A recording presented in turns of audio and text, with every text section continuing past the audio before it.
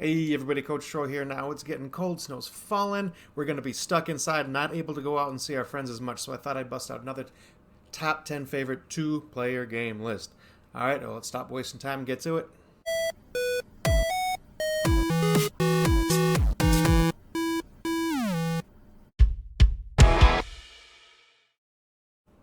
Last time I did this list, my number one was kind of my cheater one. I'm going to start right away and do my cheater one now, and that is the murder mysteries, alright?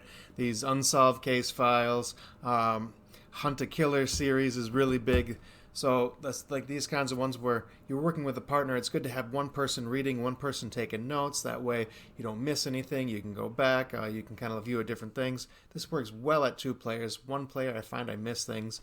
When you get more than that, three is okay. But once you get to four, you feel kind of like some people are missing out. And you're just, I don't know, kind of breaks down. I think two is the sweet spot. Really like these. Great for, again, just hanging out in an evening, cold evening, sitting inside, grabbing some tea, and, solving some murders, as you do. Alright, this next game I like to refer to as a little brother game, and while Ticket to Ride is a good game, it's not great at two-player, but the smaller New York version is. Alright, so this is just a different take on Alan R. Moon's classic set collection path-building game. I like this at 3 is okay, but 2 is probably the best way, I think. You can still block people off. It's just the way New York is shaped. It's better to have 2 to you kind of fight each other through some spots. Still a good battle, back and forth. I like it. Take it to Ride New York. This next game is probably the meanest game I'm going to break out today, and that is Babel. Alright, now this game, it's a hand management. You got your cards, you're building up your temples and destroying your opponent's temples. It's very back and forth, cutthroat, just mean. So if you don't mind some confrontation, this one is a good pickup. If you don't like fighting, though, maybe avoid it. I don't know. I like the occasional scrapper, too, so that's why this one's on my list. Babel. And speaking of getting into scraps, alright, you have the Unmatched series. I've got the Buffy the Vampire Slayer version here, but there are a ton of fantastic sets. This is actually probably the weakest set, even though Buffy is probably my favorite IP.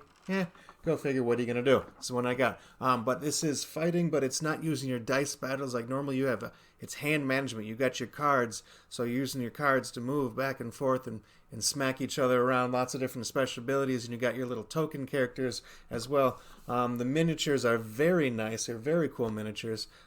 So if you like the fighting games, hand management, not liking the luck aspect of the dice so much, this is a much better game for you. Check this one out, Unmatched. Now, if you know me at all, you won't be surprised to know that I'm a big fan of cats. Alright, and Cat Lady is a great card drafting set collection game. A little different this one, you're drafting off of a grid of 3x3, and you're grabbing lines of cards at the same time. So sometimes you get some crap you don't need.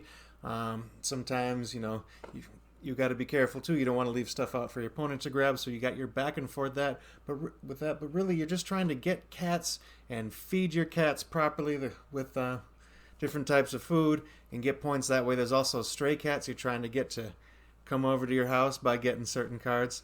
Lots of different ways. You got to there's toys you can get that are going to get you points. Fun game. The artwork actually very simple, but I like it a lot. I don't know. If you like cats, you like card drafting, check out Cat Lady. Now we got another little brother game, as I call them. While Parks is fantastic and great, I think Trails is way better at 2 players. Alright.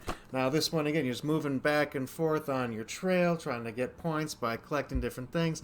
It's more just, movement and collection, trying to get things before your opponent does and not set them up to get things that they want. Alright, it's a very simple, easy, quick game. Sure, it plays 2 to 4, but I find it's just best at 2 players. So if you like Parks and you want something a little simpler, a little easier, quicker, and good at 2 players, check out Trails. Now, probably the newest game on this list is Splendor Duel, and while you could call it another one of those little brother games, I am not, because while it is a smaller box than regular Splendor, it only plays 2 players, there is more going on. This acts like Splendor with an expansion. True, you can only play with 2, but it's got more. The way you score points is better, so If you know the game of Splendor Duel, you know you collect gem coins to get gem cards and use those gem cards to help you with your gem coins to collect more cards, getting points. But there's 3 different ways to win. It's not just the 20 points. The Royals do different things. There's special abilities on the cards. The drafting is different. You draft on a grid, so you don't just take the coins you want. It's if you like Splendor but you wanted a nice expansion, this is definitely one to go with. It's nice and quick, 2 players, easy to teach, really fun. I think this might actually go up on my list after a couple more plays here. Splendor Duel. And another simplified version of a bigger game, 7 Wonders Duel. Now this is another drafting game. I don't know, a lot of these have been drafting games. I guess that's just kind of what I like. Anyway, but 7 Wonders Duel does it in such a different way where you don't know what some of the cards coming up are going to be. And so you have to really gamble on what you need versus what you might be giving your opponent. And there's a couple different ways to win. So yeah, you're going for points, you can do your science, you can do lots of other different set collection things, but then there's also that war track. You have to keep an eye on that. You know, if you get too far to one side, you might just lose on that war track. And I've seen plenty of victories happen where I wasn't paying attention or one of my opponents wasn't paying attention. They were able to sneak one in. So, yeah, 7 Wonders Duel, again. This one actually doesn't play too much like the regular 7 Wonders. It's very different, but I think it's an improvement. A great 2-player game. Check this one out, 7 Wonders Duel. Now, Lost Cities comes out of the Cosmos 2-player line, a lot like Babel, but I think this one is older and is definitely probably one of the most classic and popular. This is a very simple, draw a card, play a card, draw a card, play a card game. And you're just battling over 5 different areas and trying to get better sets of cards. You have to be careful. Every set that you start, if you don't get enough points in it, you're actually going to lose points. You play it over 3 rounds. Very simple, fast, easy. But you got to have that hand management. You got to know what you're going to play, what you're going to keep, what you want to get rid of, when to go for big points, when to gamble it. It's for such a simple game. There's a lot going on, and it gets very, very tense. It's actually one of my girlfriend's favorite games. That's actually why it's so high on my list, probably at number 2, and that is Lost Cities. My favorite 2-player game right now, it's definitely Gloomhaven. Now this one is if you like dungeon crawls but you don't want to do all the setup and tear down and clean up and it's a pain, this is the way to go. It's got that famous campaign book, so instead of putting all your tiles like you normally do for a dungeon crawl, you just open up this flip book and it's got your map already set up, the instructions on there. It's a learn as you play game. Like the first few scenarios, you will learn how to play the game. Again, if you don't like the rolling of the dice to try to see, hopefully you get lucky and you hit hits or whatever when battling against monsters. This is all your movement attacks. It's card based, so it's hand management. So you know what you got. You're not gambling on whether or not you're going to hit. There is a little bit of that actually though, because there is a deck in there where you're going to get pluses and minuses, advantage and whatnot. So there is a little bit of that, but you have a lot more control and you can mitigate it a lot better. This one is fantastic. It's so unique. The characters in there, the classes, races are not like anything you've seen before.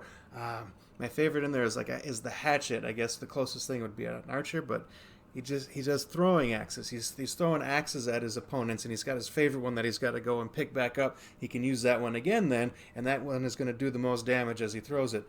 There's the red guy, the guy with the chains, who's grabbing enemies, pulling them in. There's someone who can control the enemy's minds. There's a demolitionist blowing things up.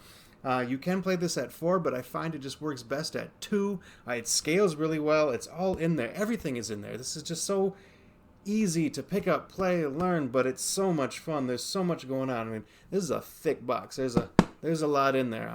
There are some miniatures, just your characters. The enemies just have the little standees, but that's fine. You don't have to worry then about keeping track of everything as it goes. So if you want a good campaign game, if you want to check out Gloomhaven, but you don't want to pay over $100 to get into the base game, this one is so much cheaper and it teaches you everything that you need to know. This is, while you might say it's a good intro, I think it's just a better overall like design the way this is set up than Gloomhaven is. So I highly recommend this one, Gloomhaven Jaws of the Lion.